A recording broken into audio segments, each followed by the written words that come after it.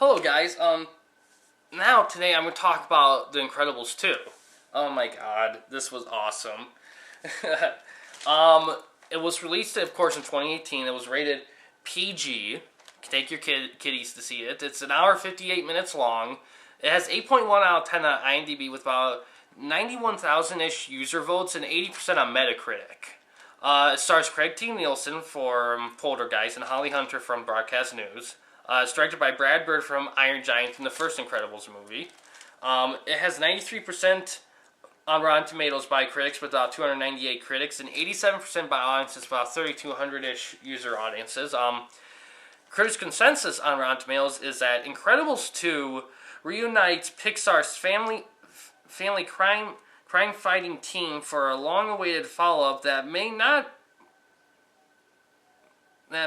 quite live up to the original, but comes close enough to earn its name. I love this movie. Incredibles 2 was awesome. And I haven't seen the first movie in a long time, but I loved the first movie when I saw it as a kid.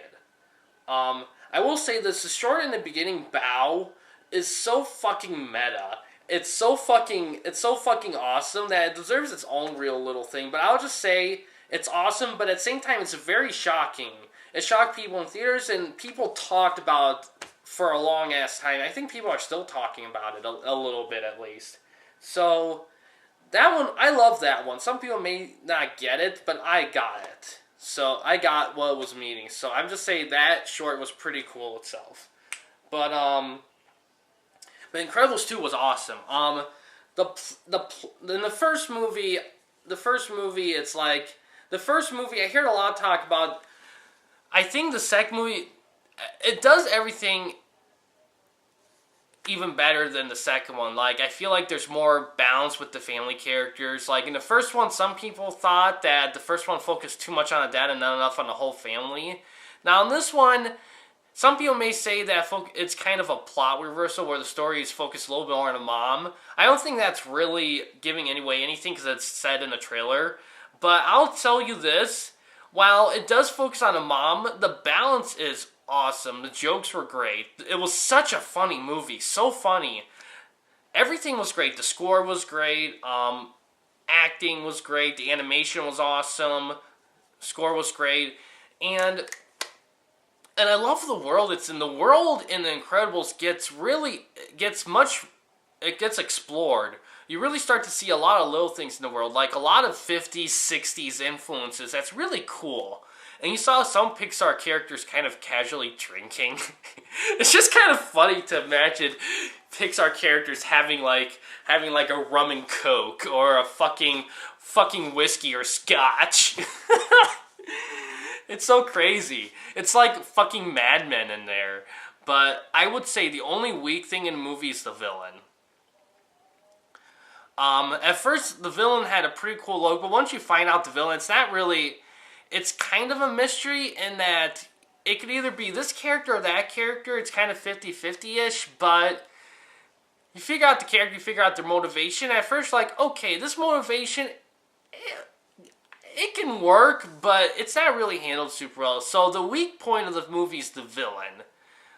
The villain's average in this movie, but everything else is great, so it's kind of a weak point. So the villain in the first movie was much better, in all honesty. He really was. The villain in this one is just kind of more, it's kind of more on the average setting. So, in the Mole Man from the first movie, wait till you see him in this one. It's very interesting what they decide to do with him. But yeah, that's all I really have to say about it. It's a very awesome movie.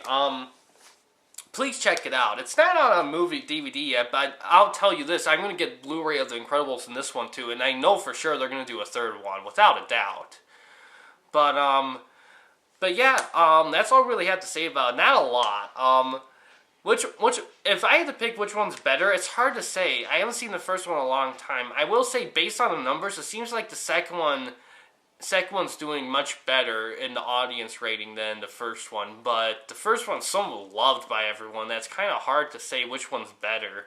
I think they're both great. I think the second movie's much more well-balanced than the first one, but I think the first one had a better villain. So, It's hard to say. Right now, I'm going to say the second one's a touch better. Even though the first one had a better villain, I think the second one's just better. The second one steps it up a notch and everything else. So I'll give it the edge for now. But yeah, check it out. It's amazing. It comes out at a great time. Superheroes are fucking huge as fuck. It comes out in an excellent time. Great timing for it and good demand for it as well. It's pretty well earned and it deserves the praise. So yeah, that's all I really have to say about it. But yeah, check it out when it comes out on DVD or on pay-per-view or whatever. It's a great movie. If you haven't seen it in theaters, or watch it again, because it's worth a second viewing, I bet, because I plan on watching it again. But yeah, thanks for watching. Please subscribe and like the videos, and have a good day.